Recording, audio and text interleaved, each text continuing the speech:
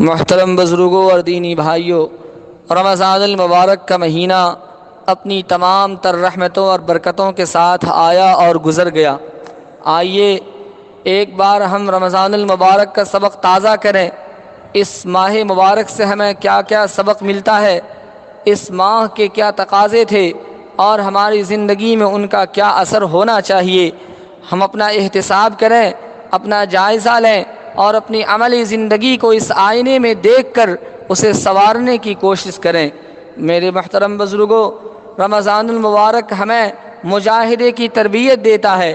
مجاہدے سے مراد مشقتوں اور خلاف طبیعت باتوں کو برداشت کرنا ہے، بھوک پیاس اور دوسری خواہشات سے بچنا، زبان کی حفاظت، رات میں عام معمول سے زیادہ تراویح کی 20 رکعتوں کی ادائیگی، اور وہ بھی طویل قیام و قرات کے ساتھ، دن بھر کے فاقہ مستی کے بعد کھانا، کھانے کے بعد نماز، نماز کے بعد کچھ دیر سو کر پھر اٹھ جانا، اللہ توفیق دے تو چند رکعات تہجد، ورنہ کم سے کم سحری، موقع بموقع قرآن مجید کی تلاوت۔ یہ وہ اعمال ہیں جن پر تقریباً ہم سبوں نے رمضان المبارک میں عمل کیا۔ یہ معمولات کا ایسا سلسلہ ہے جو یقیناً انسان کو تھکا دینے والا اور اس کے عام مزاج و مذاق کے خلاف ہے۔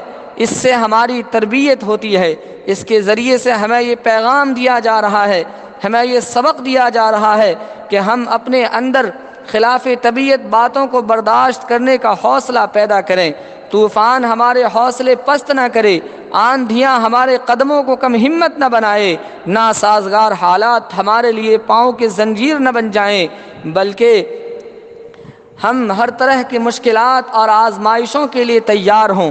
یہ حوصلہ مندی ہماری شخصی زندگی کے لیے بھی ضروری ہے اور قومی زندگی کے لیے بھی، افراد و اشخاص کے لیے بھی ضروری ہے اور جماعتوں اور تنظیموں کے لیے بھی۔ یاد رکھیے، کامیابی کسی مادی مقصد کو حاصل کر لینے کا نام نہیں ہے، بلکہ خدا کی خوشنودی اور اس کی رضامندی کی راہ پر چلنے کا نام ہے۔ اس راہ میں کھونا بھی پانا اور اس راہ میں مرنا بھی جینا ہے۔ رمضان المبارک کا مہینہ ہمیں قرآن مجید سے وابستگی کا سبق دیتا ہے۔ اس ماہ مبارک میں قرآن مجید نازل ہوا، تراویح نزول قرآن ہی کی یادگار ہے، اور شب قدر اور اعتکاف کا مقصد بھی نزول قرآن کی مبارک شب کو پانا ہے۔ عید الفطر اسی نزول قرآن کا جشن عام ہے، لہٰذا یہ مبارک مہینہ قدم قدم پر ہمیں قرآن مجید سے وابستگی کا سبق دے رہا تھا۔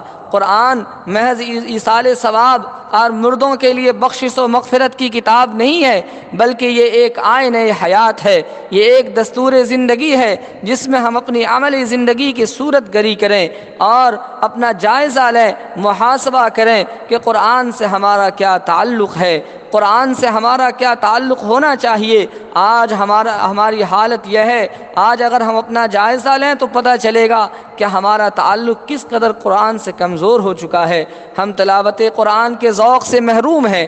قرآن ہم سے کیا کہنا کہتا ہے اور کیا چاہتا ہے، اس کے جاننے کی خواہش سے ہم عاری ہیں۔ عملی زندگی میں قرآن کی پیروی کرنے کے بجائے ہماری خواہشات اور مفادات ہماری رہبر ہیں۔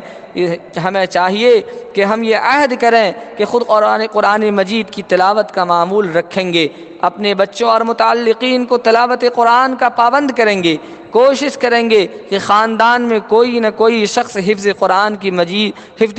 قرآن مجید کی سعادت حاصل کرے۔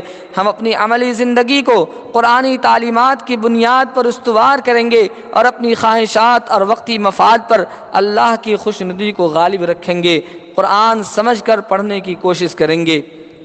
رمضان المبارک سے ہمیں مواسات اور غمخواری کا سبق ملتا ہے۔ جب انسان بھوکا رہتا ہے تو اسے بھوکوں کی تکلیف کا احساس ہوتا ہے، جب وہ پیاسا رہتا ہے تو اسے پیاسوں کی پریشانی کا احساس ہوتا ہے۔ اس لیے نبی اکرم صلی اللہ علیہ وسلم نے فرمایا، شہر المواسات، اس مہینے کو غمخواری کا مہینہ قرار دیا۔ اس مہینے کے ختم پر صدقۃ الفطر کو واجب قرار دیا گیا تاکہ اہل ثروت مسلمان، دولت مند مسلمان اپنے غریب بھائیوں کو اپنی مسرت و شادمانی میں شریک کر سکیں۔ یہ سبق سال بھر یاد رکھنے کے لیے ہے، صرف رمضان کے لیے نہیں تھا۔ یہ عمل ہر دن دہرانے کے لیے ہے، صرف رمضان کے لیے نہیں تھا۔ ایک مسلمان دوسرے مسلمان کے کام آئے، وہ اس کی مصیبت و پریشانی کو اپنی مصیبت و پریشانی سمجھے، وہ اس وقت تک اپنی خوشی کو نامکمل سمجھے جب تک اس کا بھائی بھی اس خوشی میں شریک نہ ہو۔ یہ اصل مسلمان کی پہچان ہے اور یہ اصل اسلام ہے۔ رمضان المبارک کا مہینہ ہمیں اس بات کا بھی عادی بناتا ہے کہ ہم اپنی خواہش پر اللہ کی خوشنودی کو غالب کرنا سیکھیں۔ بھوک پیاس انسان کی ایسی خواہش ہے کہ ان کو چند گھنٹے کے لیے بھی روکنا دشوار ہے، جائے کہ صبح سے شام تک بظاہر کوئی طاقت روکنے والی نہیں، کوئی زبان ٹوکنے والی نہیں، اس کے باوجود انسان کھانے پینے سے رکا رہے۔ اس سے بڑھ کر اپنی خواہش کو خدا کی مرضی کے تابع کرنے کی اور کیا مثال ہو سکتی ہے۔ رمضان کا مہینہ گزر گیا، ہم نے دیکھا کہ ہم روزے کی حالت میں ہوتے تھے، اور رمضان کے مہینے میں کھانے پینے کی چیزیں، حلال کمائی، ٹھنڈے مشروبات ہمارے سامنے ہوا کرتے تھے، لیکن ہم اسے منہ نہیں لگاتے تھے۔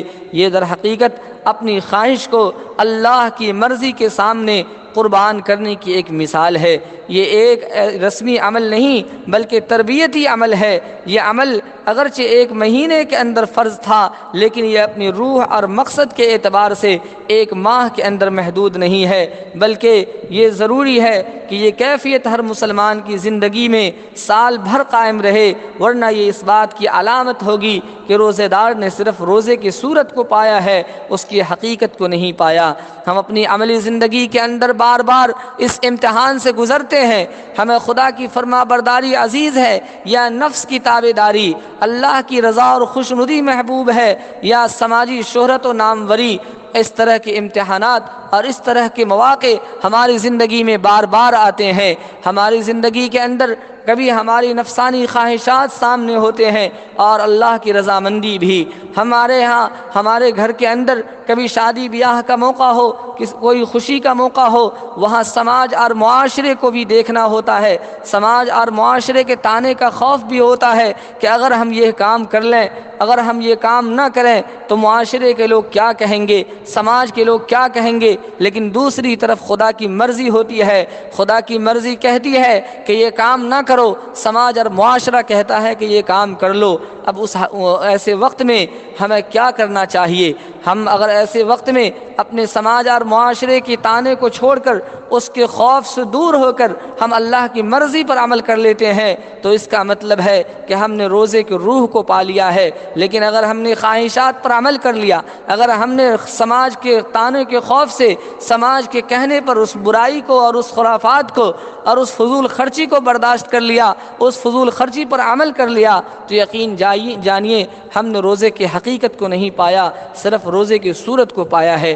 ہماری زندگی کے اندر اس طرح کے مختلف مواقع آتے ہیں، مسجد سے مؤذن کی آواز جاتی ہے، حی علی الصلاح حی علی الفلاح، اور ہماری ایک طرف خواہش ہوتی ہے کہ ہم گرم بستروں پر سوئے ہوئے ہوں، ہم ٹھنڈی ہواؤں کے اندر سوئے ہوئے ہوں، ہماری نیند کہتی ہے، ہمارا بستر کہتا ہے کہ ابھی نہ اٹھو، ہماری دکانداری کہتی ہے، تجارت کہتی ہے کہ ہم مسجد نہ جائیں، ہم نماز نہ پڑھیں۔ ایسے وقت میں اگر ہم مسجد کو نہیں آتے، ایسے وقت میں اللہ کے فرمان پر لبیک نہیں کہتے، اللہ کے سامنے نہیں جھکتے، تو اس کا مطلب ہے کہ ہم نے روزے کی صرف صورت کو پایا ہے، روزے کی حقیقت کو نہیں۔ اللہ تبارک و تعالی ہم سب کو روزے کی حقیقت عطا فرمائے، اور اللہ تبارک و تعالی اس رمضان کے اندر جو بھی عبادتیں ہم نے کی ہے اسے قبول فرمائے، اور ساتھ ہی اللہ تبارک و تعالی جس طرح رمضان میں ہم نے ایک اچھی زندگی گزاری اور ہم نے رمضان کے مہینے میں گناہوں سے بچنے کی کوشش کی، اللہ تعالیٰ اسی طرح سال بھر ہمیں گناہوں سے بچنے کی توفیق عطا فرمائے۔ وما علینا الا البلاغ۔